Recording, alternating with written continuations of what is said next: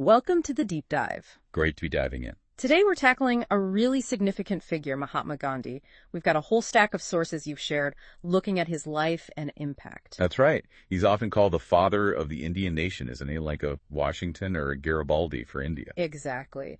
And our focus today is that crucial period he spent back in India from 1915 right up until his death in 1948. Yeah, we want to use these different materials, his own writings, government reports, news articles, personal accounts, to really unpack how he connected with Indian society, the big popular struggles he led. And see what these sources, sometimes conflicting sources, tell us. Try to get beyond just the headlines, Yeah. Uncover some surprising angles, maybe. Absolutely. Get ready to explore the why behind the history we think we know. Okay, let's start at the beginning of this period. Gandhi returns to India in January 1915. He'd been away for a long time, hadn't he? Oh, yes. 2 decades, mostly in South Africa. And that time in South Africa was incredibly important, wasn't it? Kind of formative. Hugely important. It's often described as the making of the Mahatma. That's where he really developed his core ideas and methods. Like Satyagraha. Exactly, Satyagraha, his philosophy and practice of nonviolent resistance. He forged that in the face of intense discrimination against Indians there. But it wasn't just about fighting the authorities, was it? No, he was also focused on internal issues within the Indian community. He pushed for religious harmony, and he challenged discrimination based on caste and gender, things like the treatment of lower castes and women. So he comes back to India in 1915. How much had India changed since he left way back in 1893? Well, it was still a British colony, of course. That hadn't changed. But the political atmosphere was definitely more charged, more active. In what ways? The Indian National Congress was a much bigger presence. The earlier Swadeshi movement, the boycott of British goods, had mobilized a lot more of the middle class. And there were established leaders already. Oh, yes. You had different factions. There were the more, let's say, militant nationalists people, often grouped as Lal, Bal, Pal, Think, Lala Lajpat Rai, Bal Gangadhar Tilak. Assertive figures. And the moderates. Right, including Gandhi's own political mentor, Gopal Krishna Gokhale. And also, interestingly, Muhammad Ali Jinnah was prominent among the moderates at that time. And Gandhi didn't just dive straight into politics, did he? What was his first move? No, he took Gokhale's advice, actually. He spent his first year back just traveling all across British India. Just observing. Observing, listening, talking to people from all walks of life, really trying to understand the country and its people firsthand before jumping in. Which brings us to his first major public appearance. That speech at the opening of Banaras Hindu University, BHU, in February 1916. What was that event like? Oh, it was a huge deal, a very grand occasion. You had all the big names there, princes, wealthy donors who had funded the university, top Congress leaders like Annie Besant. Gandhi himself called it a most gorgeous show. But he didn't stick to the script, did he? He kind of threw a curveball. He absolutely did. Instead of the expected congratulations and self-praise among the elite, he turned his attention to them directly. He basically called them out. Called them out for what? For their apparent lack of connection to and concern for the vast majority of Indians, the laboring poor. He talked about being deeply disturbed by the contrast between the, quote, richly bedecked noblemen in the audience and the millions of the poor who weren't represented there at all. And he challenged them. Very directly. He said, and this is a powerful quote from the sources, "There is no salvation for India unless you strip yourself of this jewelry and hold it in trust for your countrymen in India." Wow. It's quite a statement for your first big speech back home. What are we supposed to take from that? What was the underlying message? Well, on one level, he was just stating a fact, wasn't he? Nationalism was pretty elite at that point. Lawyers, doctors, landlords. But deeper than that, it was like his mission statement. He was signaling his intent, loud and clear. Indian nationalism needed to change. It had to become representative of everyone, especially the farmers, the peasants, the workers, not just the educated, privileged few. And he quickly started putting this into action, didn't he? We see him getting involved in these local struggles almost immediately. Precisely. He didn't just talk about it. Yeah. In 1917, he's in Champaran, in Bihar, helping peasants fight against unfair practices by indigo planters, things like security of tenure, choosing their own crops. And then Ahmedabad and Kedah in 1918. Yes, in Ahmedabad, Gujarat, he stepped into a labor dispute, supporting textile mill workers fighting for better working conditions. And in nearby Kedah, also Gujarat, he joined peasants who were hit by crop failure and asking for their taxes to be waived. So these early campaigns really cemented his image, didn't they? As someone who genuinely cared about the poor. They absolutely did. They marked him out as a different kind of nationalist leader, one with real empathy for ordinary people. But these were still localized efforts. What allowed him to go national? Ironically, it was the British themselves who gave him the opening, with the Rowlatt Act in 1919. Ah, yes, the act that basically extended wartime restrictions, censorship, detention without trial into peacetime. Exactly. People were outraged, and Gandhi's response was bold. He called for a nationwide satyagraha, a campaign of nonviolent civil disobedience against this act. And the response was big. Huge. Across North and West India especially, life just ground to a halt in many towns. People observed hardals or bans, basically, general strikes. The protests were particularly strong in Punjab. Why Punjab? Well, many Punjabi soldiers had fought for the British in World War I. They came home expecting some kind of reward or recognition, and instead they got the Rowlatt Act. There was a real sense of betrayal. And this tense situation in Punjab led to something truly awful. Yes. The Jallianwala Bagh massacre in Amritsar, April 1919. A British brigadier, Dyer, ordered his troops to fire on a peaceful, unarmed crowd trapped in an enclosed garden. Hundreds were killed, over 400 according to estimates. Just horrific. That must have sent shockwaves. What was the impact of the massacre and the Rowlatt Satyagraha overall? It was a defining moment. The brutality of Jallianwala Bagh horrified India and even caused ripples internationally. And the Satyagraha itself, despite the violence used against it, really established Gandhi as a leader with nationwide influence. So he built on that momentum. Yes, emboldened by the response, he launched his next major initiative, the non-cooperation movement. This was the call to essentially withdraw cooperation from the British administration. Precisely. Boycott everything associated with the colonial government, schools, colleges, law courts. Refuse to pay taxes. The core idea was, as he put it, renunciation of voluntary association. And he made a pretty bold promise, didn't he? He did. Swaraj self-rule within 1 year if Indians fully embraced non-cooperation. And he made a key strategic alliance to broaden the movement's appeal. Yes. He joined forces with the Khilafat movement. This was a movement among Indian Muslims aimed at preserving the authority of the Ottoman Caliph, who they saw as the spiritual head of Islam. By aligning non-cooperation with Khilafat, Gandhi aimed to unite Hindus and Muslims in a common struggle against British rule. And this combined movement, non-cooperation and Khilafat, what was the effect on the ground? It unleashed an incredible wave of popular action. Really unprecedented. Can you give us some examples from the sources? Oh, yeah. Students walked out of government schools and colleges in droves. Lawyers gave up their practices. There were massive strikes by workers. Official figures for 1921 alone mention nearly 400 strikes, 600,000 workers involved, something like 7 million workdays lost. And it wasn't just in the cities. Not at all. The discontent spread deep into the countryside. You had hill tribes in Andhra ignoring colonial forest laws, farmers in Awadh refusing to pay taxes, peasants in Kumaon refusing to carry heavy loads for British officials. It was widespread. And the sources point out something interesting, that people interpreted non-cooperate in their own ways. That's a crucial insight. It wasn't always just following Gandhi's specific instructions. Peasants, workers, tribal groups, they often connected the call for non-cooperation to their own immediate grievances, whether it was against local landlords, unfair taxes, or restrictive forest regulations. They sometimes took action that went beyond or even defied the plans of the local Congress leadership. Louis Fisher, the American biographer, called non-cooperation the name of an epoch. He saw it as effective, peaceful training for self-rule. And he was right. It was massive. For the first time since the 1857 revolt, the British Raj felt genuinely shaken. But then, it all came to a sudden stop. Yes. The Chowri Chowra incident, February 1922. In a village in Uttar Pradesh, a crowd of protesters, apparently provoked by police firing, attacked and burned down a police station. Several policemen died. And Gandhi's reaction? He was deeply disturbed. He felt the movement had lost its nonviolent soul. So he called it off, the entire movement. He did. It was a very controversial decision at the time. But his justification was firm. He said, and I'm quoting again here, "No provocation can possibly justify brutal murder." He believed India wasn't ready for mass nonviolent struggle if things like this could happen. What were the consequences for Gandhi himself? The British arrested him in March 1922, charged him with sedition. And his trial was quite something, wasn't it? It really was. The judge, C.N. Broomfield, gave this remarkable speech before sentencing him.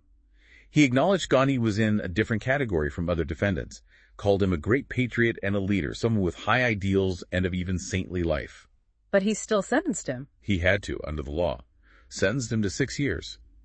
But crucially, Judge Broomfield added that he personally hoped the government would find reason to reduce the sentence and release him much sooner. It showed this sort of grudging respect, even from the colonial judiciary. It really speaks volumes. So by 1922, looking back, Gandhi had fundamentally changed Indian nationalism. Without a doubt, it wasn't just lawyers and intellectuals anymore. He brought in hundreds of thousands of ordinary people, peasants, workers, artisans. It was now a mass movement. And why did people follow him? What was the source of that incredible connection? Well, firstly, they revered him. People started calling him Mahatma, the Great Soul. But it was more than just reverence. They felt he identified with them. How so? He didn't stand apart. He dressed like the poorest Indian in just a simple dhoti or loincloth.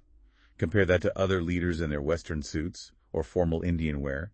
He lived simply, he spoke in terms they understood, he showed genuine empathy. And he was a master of symbols, wasn't he? The charkha, the spinning wheel. The charkha was central. He made spinning a daily ritual for himself and encouraged all nationalists to do the same. What did it represent? Several things.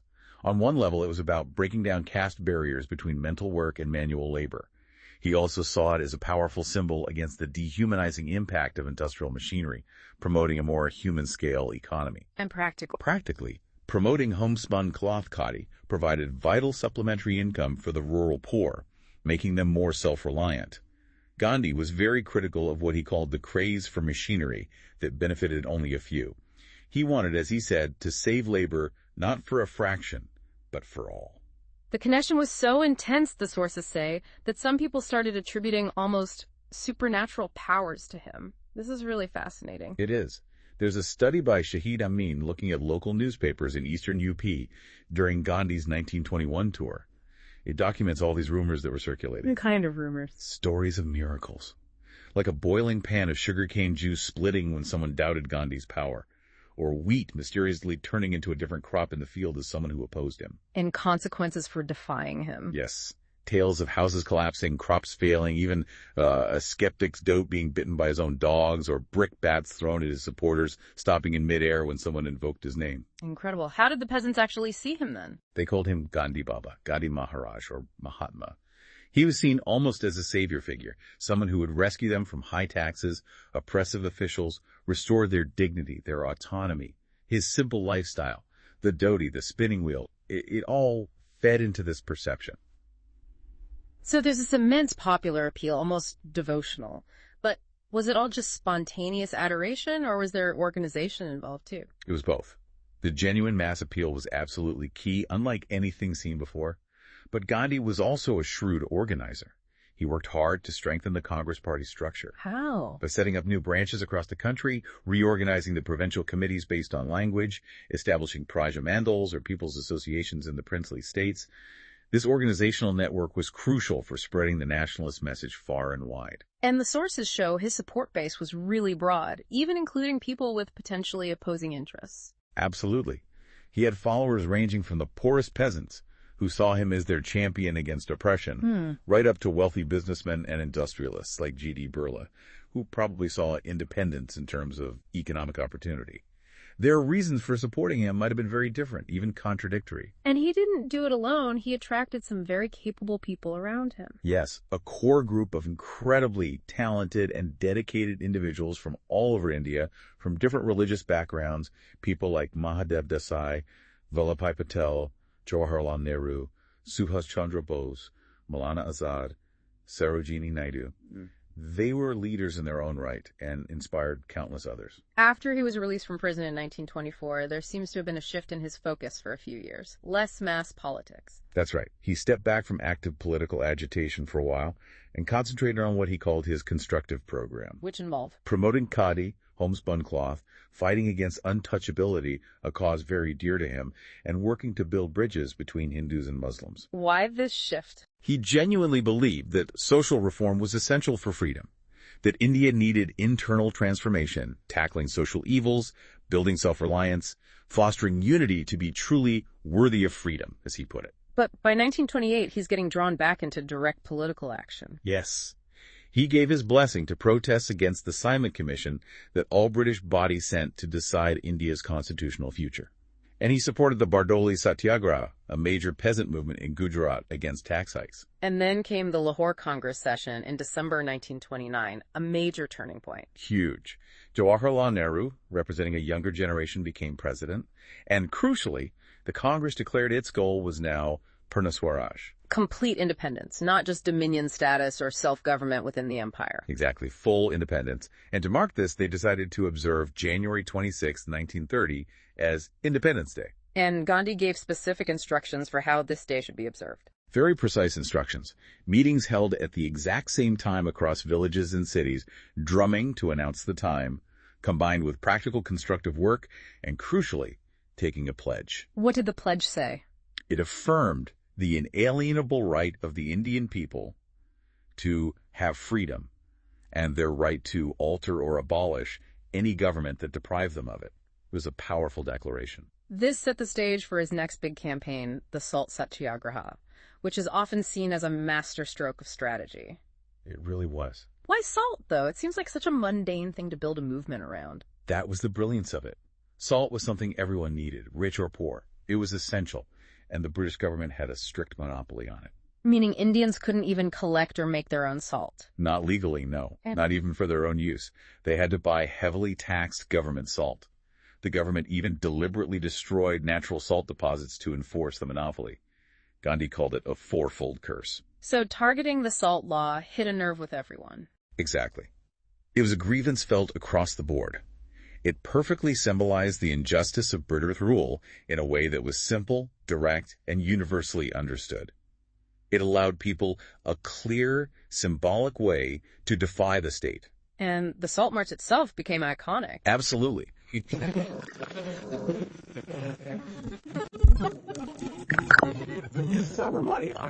Just him and a few followers initially. Yes, a small band to begin with.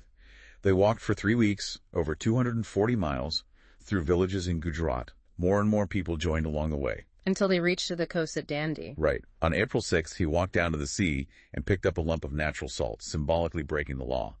That single act became the signal for nationwide civil disobedience. Parallel marches started elsewhere. People began making salt all over India.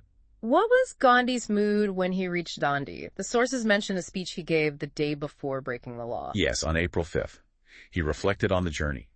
He admitted he hadn't been sure he'd even be allowed to reach Dandi without being arrested. He attributed his safe arrival to the power of nonviolence. And he commented on the government's inaction. He did, quite pointedly. He sort of congratulated the government for not arresting him and his marchers, suggesting they were perhaps ashamed to do so, or maybe acting out of fear of world opinion. And he also said something about leadership. A very powerful line. When a whole nation is roused and on the march, no leader is necessary. Suggesting the movement itself was now the driving force. And did the protests spread beyond just salt? Oh, absolutely. The Salt March acted like a trigger. All sorts of protests erupted. Peasants breaking forest laws, factory workers striking, lawyers boycotting courts again, students leaving government schools. It showed the depth of anti-colonial feeling across all sections of society. What was the British response to all this? They cracked down hard. Mass arrests. The sources say nearly 60,000 Indians were jailed during the Salt Satyagraha, including Gandhi himself eventually. It's fascinating how different sources portray the Salt March. We get conflicting pictures, don't we? We really do.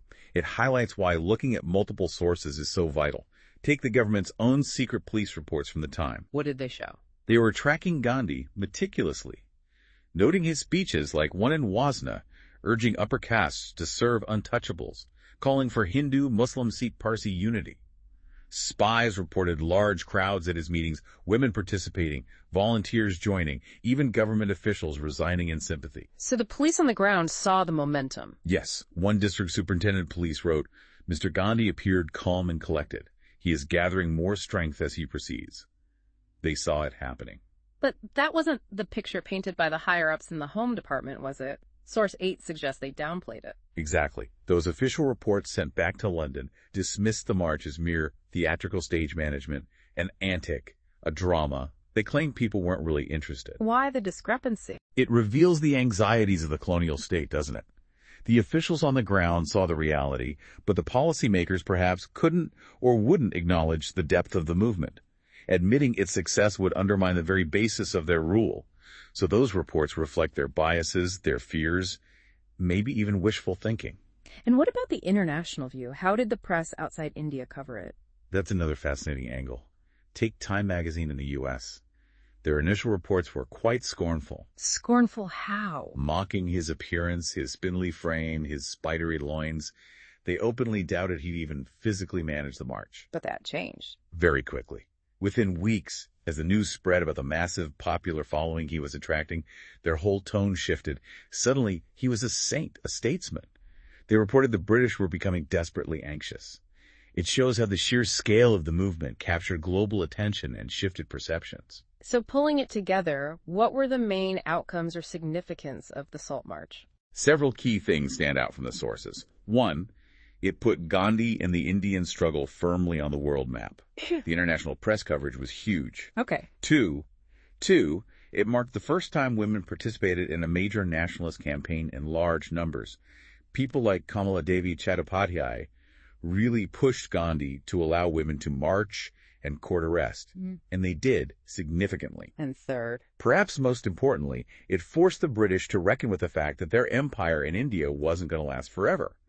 They realized they couldn't just rule by force indefinitely.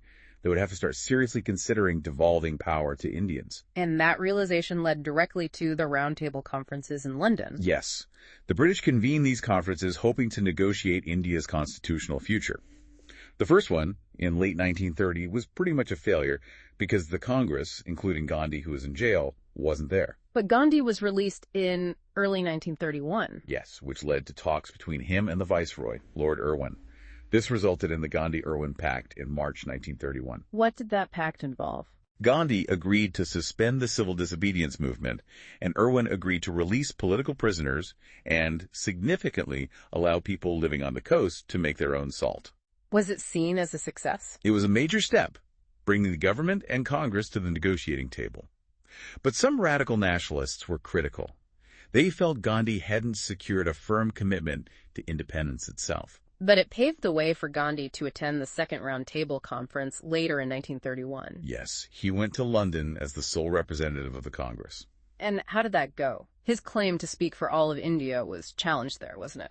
It absolutely was. He faced challenges from several quarters. The Muslim League argued they represented Muslim interests. The princes asserted their autonomy. And crucially, Dr. B.R. Ambedkar powerfully argued that Gandhi and the Congress didn't represent the interests of the lowest castes, the depressed classes. This led to a major clash over the issue of separate electorates, right? The sources show very different views here. A fundamental disagreement. Looking at Source 5, Gandhi was strongly opposed to separate electorates for the depressed classes. He believed it would segregate them permanently, ensure them bondage in perpetuity, and prevent their integration into Hindu society. His focus was on eradicating untouchability altogether. But Ambedkar's perspective, laid out in Source 6, was completely different. Completely. Ambedkar argued that because the depressed classes face such entrenched social discrimination and economic vulnerability within Hindu society, a society that tried to bolt every possible door against them, they needed separate electorates. It was the only way, he felt, for them to gain a share of political power, to protect themselves from the organized tyranny of the majority. So a deep disagreement about the path to empowerment. A very deep fundamental disagreement. And it really stalled the conference. The second RTC ended without agreement then? Yes, it was inconclusive. Gandhi returned to India feeling let down, and civil disobedience was resumed. And the new viceroy, Lord Willingdon, had a different attitude. Much less sympathetic than Irwin. His private letters, which we have in Source 5, are quite revealing. He calls Gandhi things like unpractical, mystical, and superstitious. He saw Gandhi's actions, even those Gandhi claimed were divinely inspired, as purely political maneuver. Shows a real lack of understanding, or perhaps unwillingness to understand, Gandhi's appeal. Despite this impasse, things kept moving. The Government of India Act 1935 came along. Yes, that act promised a measure of representative government at the provincial level, though the franchise was still very limited. The Congress contested the 1937 elections under this act and won convincingly, forming governments in 8 out of 11 provinces. But then World War II changed everything. Completely. When Britain declared war in September 1939, the Congress offered conditional support. They'd back the war effort if Britain promised independence afterwards. And the British refused. They refused to make that commitment. So in protest, the Congress ministries resigned en masse in October 1939. This was followed by limited, individual acts of satyagraha in 1940-41, just to keep the pressure on. Meanwhile, the political landscape was shifting in other ways. The Muslim League. Yes, in March 1940, the Muslim League passed its famous Lahore Resolution, which demanded separate political arrangements, effectively autonomy, for the Muslim-majority areas of India. The political struggle was now clearly a three-way contest: Congress, the League, and the British. Even a wartime mission from London, the Cripps mission in 1942, failed to break the deadlock. That's right. Stafford Cripps came to negotiate potential Indian cooperation in the war. But the talks failed, mainly because Congress insisted that if India was to defend itself fully, an Indian should be in charge of the defense portfolio in the government, which the British wouldn't concede. So with Cripps failing and the war situation looking dire for the Allies, Gandhi decided on another major movement. Yes, his third and final major all-India movement, the Quit India campaign, launched in August 1942. The message was blunt. Very blunt. British rule must end immediately. Quit India. And the British reaction was swift. Immediate. Gandhi and almost the entire Congress leadership were arrested right at the outset. Did the movement collapse without the leaders? Not at all. It actually took on a different character. Younger activists, many less strictly committed to nonviolence than Gandhi, took the lead. There were widespread strikes, acts of sabotage against communication lines and government property. And underground activity. Yes. Socialist members within Congress, like Jayaprakash Narayan, played a key role in organizing underground resistance. In some areas, like Satara in Maharashtra and Medinipur in Bengal, parallel independent governments were even declared by protesters. How did the British handle it? With overwhelming force. It took them over a year to fully suppress the Quit India movement. What was the overall impact of Quit India? It was definitely a mass movement, drawing in huge numbers of ordinary people, and it really galvanized the youth. Thousands left college to join the struggle and ended up in jail. But there was a crucial, perhaps unintended consequence. A very significant one. While the Congress leaders were locked up for almost the entire duration of the war, Jinnah and the Muslim League were free. They used this period very effectively to expand their political influence and consolidate their support base, especially in key provinces like Punjab and Sindh, where they had previously been relatively weaker. This really strengthened their position for the post-war negotiations. So after the war, Gandhi is released in June 44. He tries talking to Jinnah. Yes, there were meetings, but they couldn't bridge the gap between the Congress vision of a united India and the League's demand for partition. Then in 1945, the Labour Party won the election in Britain, and they were committed to granting India independence. The new viceroy, Lord Wavell, started fresh talks. But the polarization was too deep by then. The 1946 election showed that starkly. Absolutely. The results were incredibly polarized. Congress won almost all the general seats, representing overwhelmingly Hindu voters. The Muslim League won almost all the seats reserved for Muslims. The divide was clear. Were there any final attempts to keep India united? Yes, the cabinet mission came from London in the summer of 1946. They proposed a complicated three-tiered federal structure, trying to find a compromise that would maintain Indian unity while giving substantial autonomy to Muslim-majority regions. But they couldn't get both the Congress and the League to agree on the details. And the failure of the cabinet mission led to tragedy. Jinnah called for Direct Action Day on August 16, 1946, to press the demand for Pakistan. This sparked horrific communal riots, starting in Calcutta and then spreading like wildfire across northern and eastern India. Unspeakable violence between Hindus and Muslims. So partition became inevitable. It seemed so. The last viceroy, Lord Mountbatten, arrived in February 1947. He held some final rounds of talks, but the situation was deteriorating rapidly. He quickly concluded that partition was the only way forward, however tragic, and announced that India would be freed, but divided, on August 15, 1947. Independence Day, August 15th. Huge celebrations across India. Gandhi hailed as father of the nation. Yes, he was universally invoked in that role. But the man himself wasn't celebrating in Delhi. Where was he? He was in Calcutta, still trying to stop the communal frenzy there. He spent Independence Day fasting for 24 hours. He must have been heartbroken. Profoundly so. The sources convey his deep grief. Freedom had finally arrived, but at the terrible cost of division and fratricidal violence, something he had worked his entire life to prevent. And in the months that followed independence, he continued his work for peace. Tirelessly.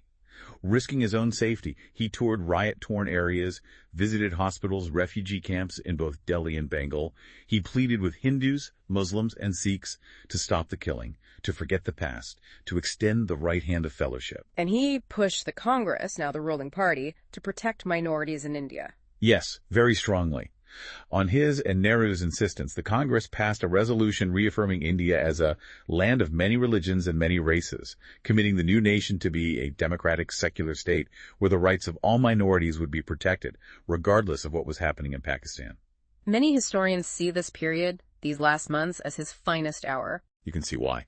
His moral courage was extraordinary. He showed equal concern for the suffering of Muslim minorities in India and Hindu and Sikh minorities in Pakistan.